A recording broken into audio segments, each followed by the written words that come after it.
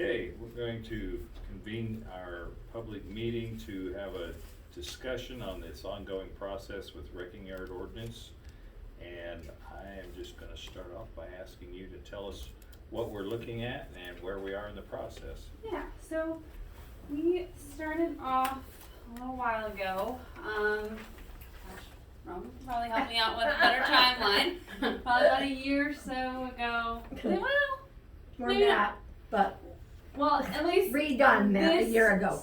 Yeah, so this ordinance was originally restructured, I wanna say in September 19th, 2019, I believe. So, but what it didn't include was a functionality. 2020, sorry. Was a functionality for, so yeah, it was completely overhauled in 2019, 2020.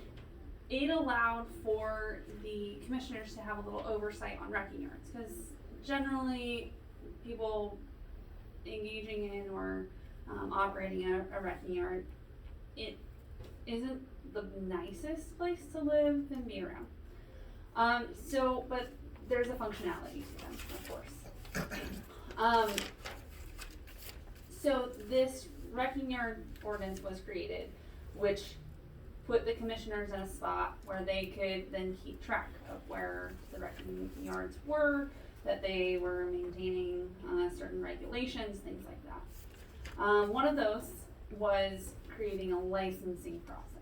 So each year, individuals who own and operate wrecking yards submit an application to the commissioners. They approve or deny those applications and allow them to conduct their wrecking yard in compliance with the ordinance. Where we found some issues is that they're in the process of applying for and accepting those wrecking yard licenses. There was very little oversight or investigation into what was being put into the license. And additionally, there was pretty little investigation as to ensuring that those licenses were being utilized in a way that does comply with the ordinance. So the commissioners and I had a meeting and discussed amending the ordinance for the wrecking yards to allow a process in which an individual who is not engaging correctly with the wrecking yard license, or who did not provide accurate information on their application to begin with, which would potentially have allowed or required a denial of their wrecking yard license, that there is a revocation process. So that's the main part of this wrecking yard ordinance. So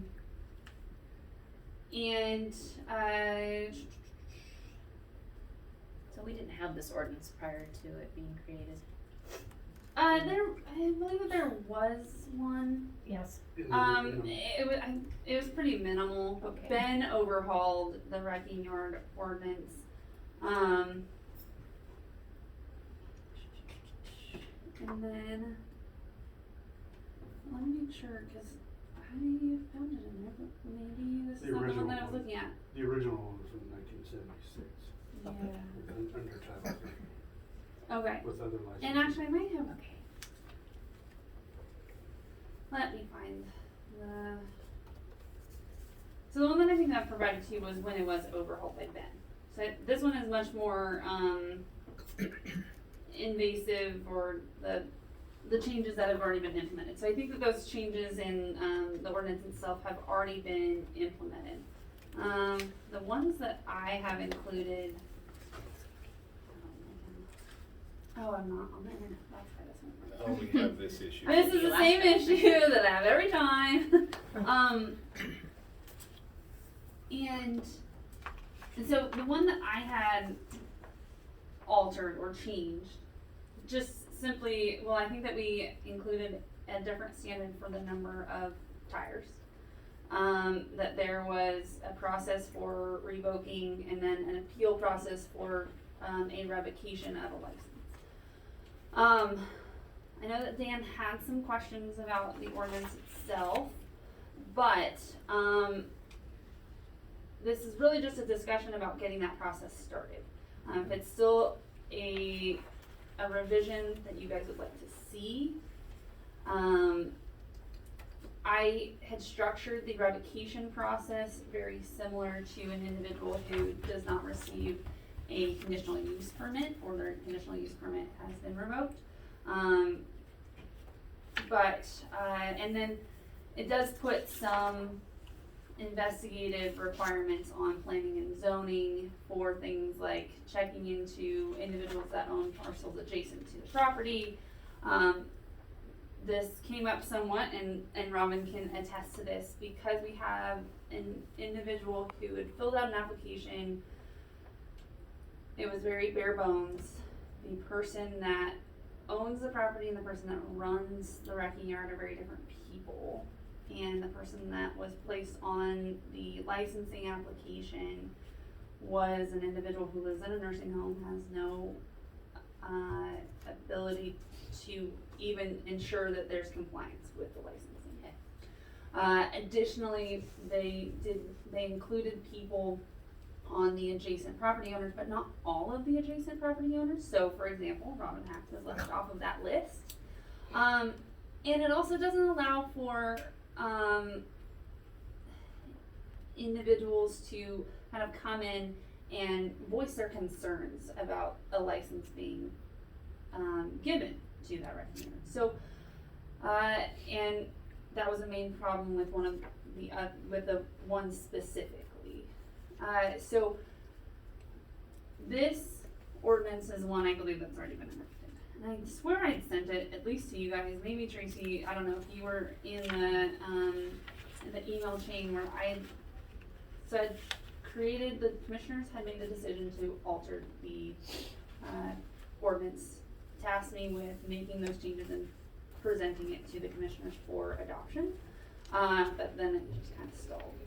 I had sent it to the commissioners at the time, a couple of times, and it just kind of never made it to fruition. So it might not have been in that I ever got anything on that prior. No, now on that, we have a person that doesn't own the property and he's leasing it, or?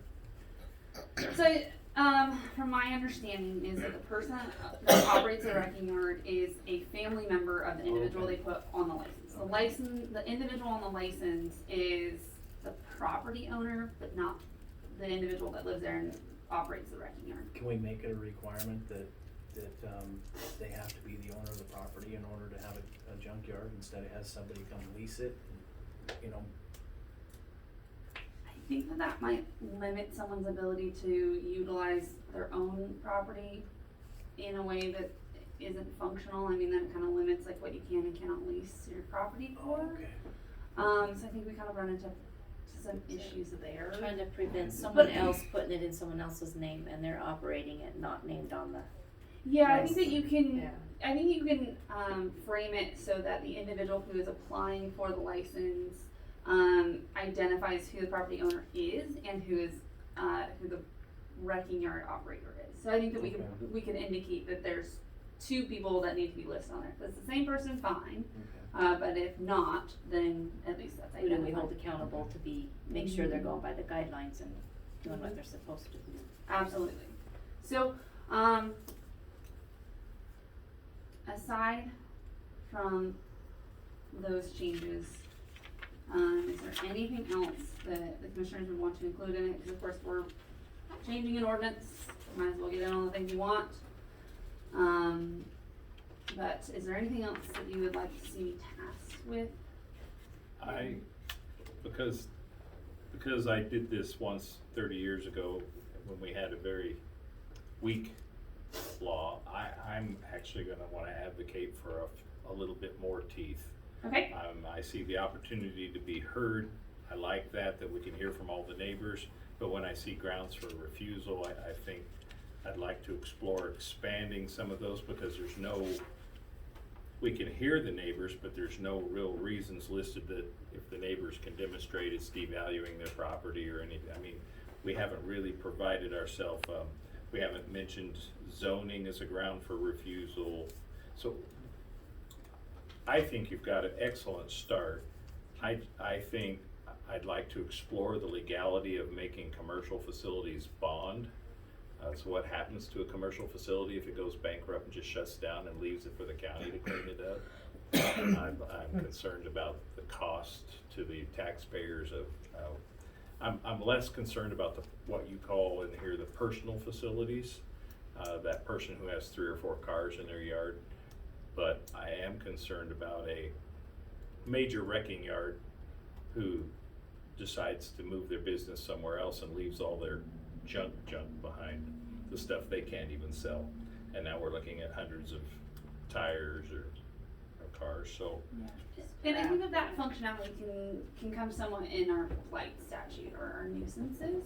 So, once a wrecking yard is no longer functioning or operating under a license, either it lapses or, it moves, and they are no longer functioning under it, I think there's it would be encompassed by our nuisance statute. So that would of course then end up being a nuisance, right? So it's a property that's kept in disrepair, without the proper mechanisms for shielding or things like that. And then that functionality allows the county to go in like we discussed with other blights. So I think that can be accomplished using other tools, but we certainly can implement or put in wording that should a property be abandoned or left not in use of the license, it would fall under a nuisance and But therefore. when it falls under a nuisance, we could still end up getting stuck with the bill if the company is defunct. But then it still goes on tax roll if the. I realize that, but we could get a couple acres of very expensive property to the taxpayers if we actually had to take what was a commercial junkyard and use the blight ordinance on it. We could still end up paying thousands more in cleanup than the land is worth, based on a couple of our larger salvage yards in the area. I'd like to explore whether we can require bonding or insurance.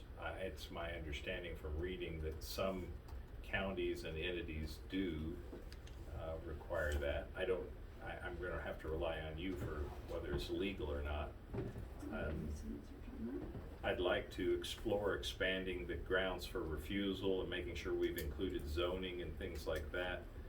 I'd like to delineate responsibilities. How much of this is very black and white is a P&Z function? How much of this is accounting? Because 32 years ago, it really came down to not much happened if a county commissioner and a deputy didn't go out and visit and get threatened to be shot, which is where most of my early life death threats came from, were asking junkyards to put fences up.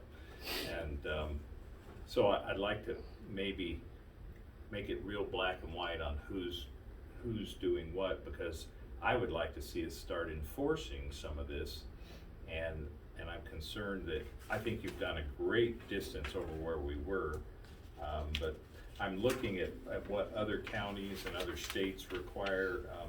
Some things that make sense, like we're considering environmental hazards here, but some counties actually make them drain all the fluids out of the, if you got 100 parked cars, they can't all have gasoline in them, and they can't all have antifreeze and things sitting there for animals and things like that to get into.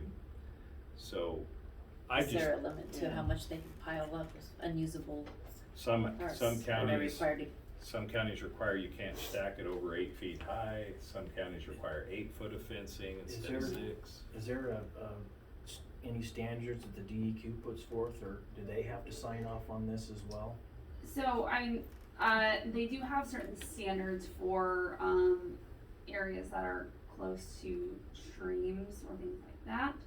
And Panhandle Health sometimes gets involved, but to get them out to a property is quite difficult, as I'm sure Robin Hack will also attest to.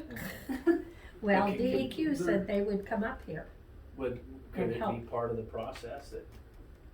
There's certainly best management practices that control hazardous material storing, and it has to do with how many gallons of oil, how many gallons of antifreeze, how many gallons of heavy grease can you store, and then what is the plan for how are you storing them? In a couple of milk jugs or in a metal container, and something that can contain it if it did spill. So Okay. you can incorporate that into this paragraphing, is to put some performance standards in there and mimic those. best management practices that requires them to, will give us a hazardous material plan for where you're gonna store this used oil, because they do, they collect it, and they should be required to dispose of it properly. And you can make that as a standard condition of approval is to meet those requirements. So in other jurisdictions, they'll have what are called performance standards, and they'll list those things out for a wrecking yard or for the different types of uses, and those can be in there. Just a question for Dan. Some states and counties have setback rules on junkyards that can't get within 100 feet or so of a road or that. Of course, in our county, sometimes the problem has been that they spill out onto the road. Do we have, I didn't notice it, but do we have any setbacks in this as far as how far off of a roadway or? From a planning and zoning perspective, there's no specific requirements for setbacks for a junkyard. Floodplain regulations do regulate some different types of commercial uses within a floodplain, which is obviously typically pretty close to a river. And then of course we can apply. We apply that in We our. can apply setbacks if we deem it necessary. You know, the perimeters of the storage or whatever, you know, can't be within, I think it's mentioned in there, within 100 feet or within some number of feet from the nearest stream. And you can even incorporate a stormwater management plan for the facility so that in heavy rains, stuff's not washing out of the property. Because you might be storing all the materials in barrels and self-containment areas, but if what's raining on the facility is leaking into the creek, that might be something to worry about. And so you can have a stormwater erosion control plan that captures that runoff and treats it just like we would anything else. So yes, we can incorporate more of that requirement. There's no specific setback to Okay. the facility. I remember Brittany you're more familiar with this than I am.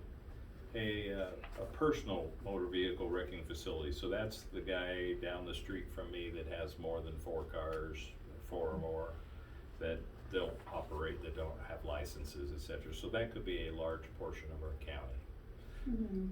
Who, as it's currently written, what's your understanding of who would approach that homeowner to say, hey, you can't really have 6 broken down cars in your yard, that's against the rule? Who would approach them and who would enforce?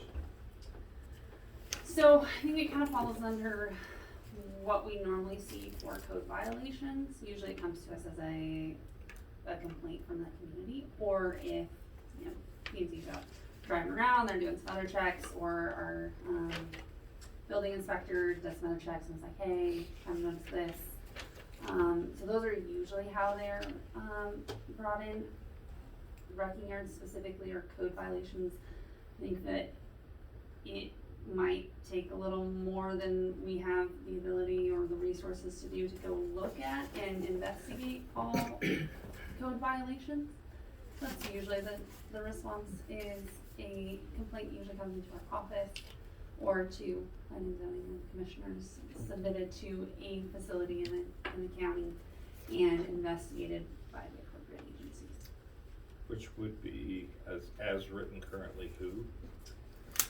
If somebody comes up and says, hey, my neighbor's got 6 cars. Yeah, so there's a written complaint and they can turn it into, it usually goes to planning and zoning. If it's a code violation, it typically goes to planning and zoning. And then what would happen to that? My neighbor's got 6 cars. Well, and so part of that discussion is Title III is, the authority under Title III is for the Board of Commissioners to make decisions. And you can, of course, appoint somebody to go investigate that and go carry out those functions. That's not really terribly spelled out That's what I was in any shape, way, shape, or form. So technically, the wrecking yard stuff is not within Title IX or 10 or any of the planning and zoning titles. So from a technical standpoint, there's no teeth or authority from P&Z to liability investigate those or enforce those. Certainly we take direction and get direction to go do so. And you're right, that because it's a land use thing, of course, that's where the public comes, is to your land use office, and that's where. That one's 160, that's a regular nuisance. So it usually comes there, and then it was well, who's gonna go look at it? This is a separate And ordinance, so so it we're was not just a working on decision it. to go This do, is- although it was kind of, it fell into that category of whose job is it. It certainly should be spelled out. One of the things we've briefly talked about in the past is, that there is a curiosity as to why this wrecking yard is even in Title III. From the original 1976, I'm guessing it was put in there, that's where your beer license and wine license and other types of specific licensing is in there for approval. We don't know, nobody really could answer why wrecking yards are in that particular title, and why isn't it a regulated use under zoning, because it is a land use, just like an RV park, just like a gas station, just like any other commercial use. And so depending on the zoning, whether it's allowed or prohibited, if it's allowed, is it allowed as an outright allowed use, or is it allowed via conditional use permit? And the conditional use permit process is how we really get to the bottom of these individual uses on this specific property, rather than trying to make it meet the entirety of a particular zone.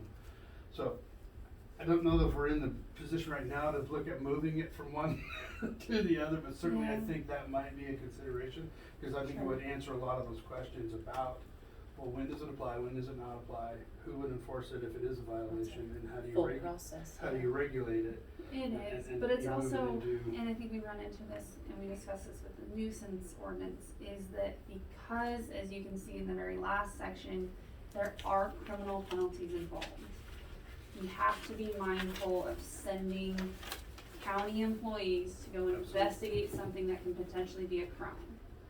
And therefore, we have to adhere to search and seizure, violations or regulations as well, and so we run into this, do we investigate it for purposes of licensing?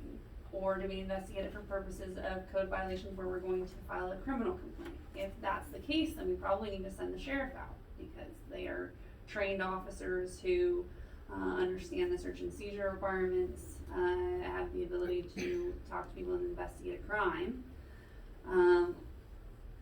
But we also kind of fall into this road of, if we send out planning and zoning thinking it's a code violation, and they discuss with them, hey, this is a code violation, and in that process have gathered evidence of a crime, do we then need to go send the sheriff out to go reinvestigate that crime? Or if they find information and bring it to the prosecutor's attention that is a crime, then we need to evaluate whether or not they have adhered to certain seizure requirements or Fourth Amendment requirements. So, it gets very messy, of course. And so, yeah, the answer to who do we send to investigate is, what is it gonna turn into? And we never know that. The end result is usually never known. But for the most part, it is typically code. But if we fall into this category where a government employee has gone out to someone's property, violated their Fourth Amendment, and then finds evidence of a crime, we can't prosecute that, because we've lost all of our evidence based off of that violation of Fourth Amendment. So is that, right now, the way you think, does it belong in Title III? Either way, I mean, it could, I think it's gonna function the same either way. In order to move it to a different title, we would just have to, redact this one or, and just enact it in a different. What would be the benefit? It functions along the same lines as those land use. It would put it under those functions of the title for zoning in particular, because it would list it in the zoning as a use, and then the violation of that use would be something that would be enforceable, just like any other violation under zoning for building or for any other land use that's going on, that shouldn't be including site disturbance, floodplain. And because there are violations. other requirements or, for enactment of a land use ordinance or changes to land uses, and keep it all together, so it's very well established that it's a land use. and therefore requires those extended, notice requirements for things like hearings. Cause it's a bit of a mix between land use and business use as our. But we'd have more opportunity under the zoning. Not that unfortunate. Yes and no. Yeah. I mean, in this, I think that what, if you're gonna The keep code it is here, code, there yeah. should be some definition of who's gonna investigate and who's gonna process. Okay, yeah. And it could be as simple as we're gonna hand it off to the sheriff's department to go handle these, and then once they're handled, it'll come back to Jasmine and to the board to handle themselves. That in itself, to me, seems like it's a little bit of out of your normal job duties versus planning and zoning. That's what we do, is take in applications, go through a hearing and permitting process, and go through a notification process and hold people accountable to those rules. So it seems like an easy fit.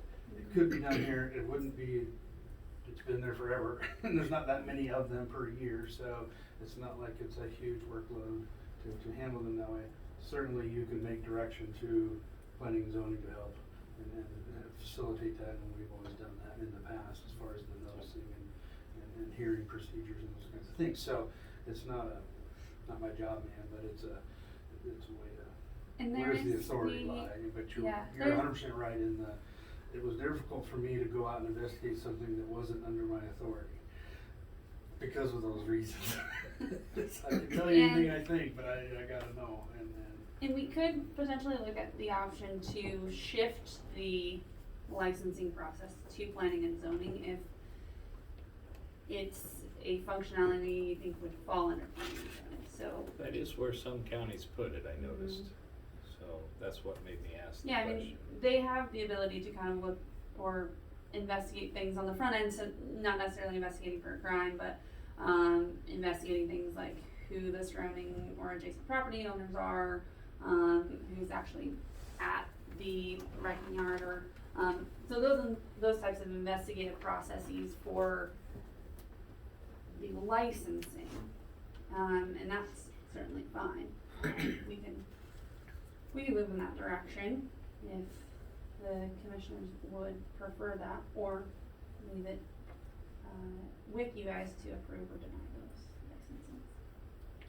What would be assuming the board would be interested, what would be a logical way to continue this process, get these inputs from whatever inputs the commissioners have, whatever inputs from P&Z, and maybe go the next step with, at least with some of my questions about areas where I'd like to fill them out a little more. I mean, sending you the suggestions, sitting down with you and a couple of people and hashing it out, what would be the way to take this to the next step?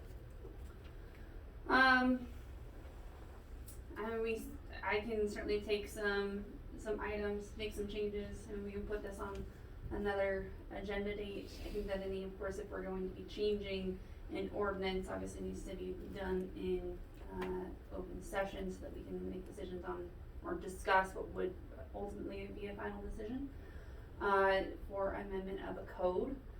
So things that you wanna brainstorm, I can make those changes. We can set another meeting for 2 weeks from now and then provide those to you. We can make the changes until we finesse it to where we want it, and then do all of the notice requirements for implementing that ordinance change.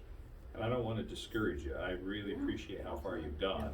I just wanna make sure we don't end up with something that's hard to enforce, that gets us into trouble when it comes to, because we're making all these rules and then not enforcing them is really what's caused a good deal of our problems in this county in the past. Yeah, I agree. The land use things and the code violations are extremely difficult. They're so messy. Mainly because they're quasi-criminal.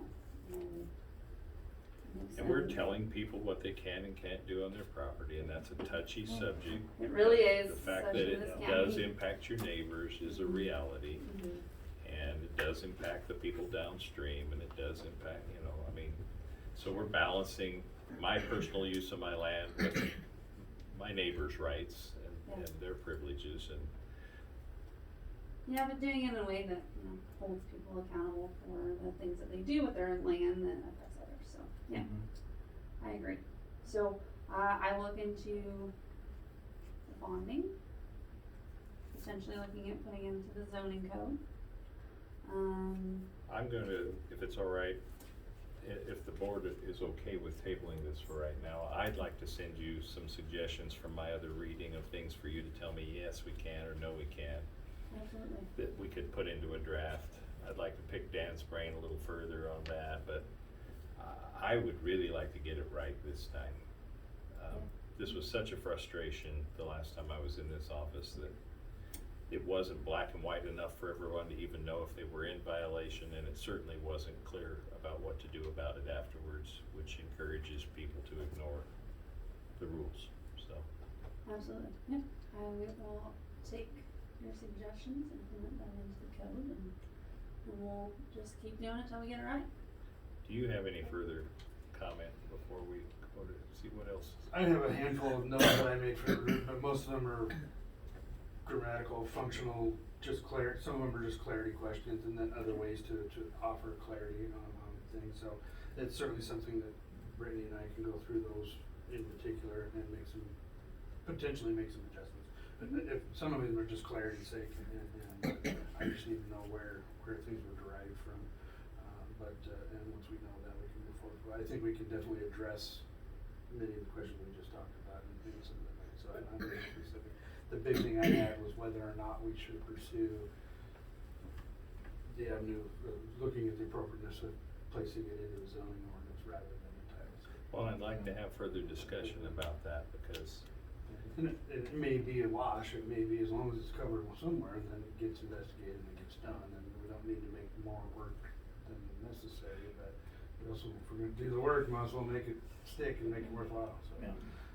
You're right. Yeah, I mean, on one side, an ordinance is an ordinance, regardless of where we put it, so Exactly. we can still enforce it, but if it may be more appropriate for people to know where to go, is one of the things is, when you're looking through the code, if you're kind of looking for it, oh, I have a business, I wanna go look for the business licenses, or this is a zoning issue, so that people can easily find it, that's also a consideration. Yeah, for sure.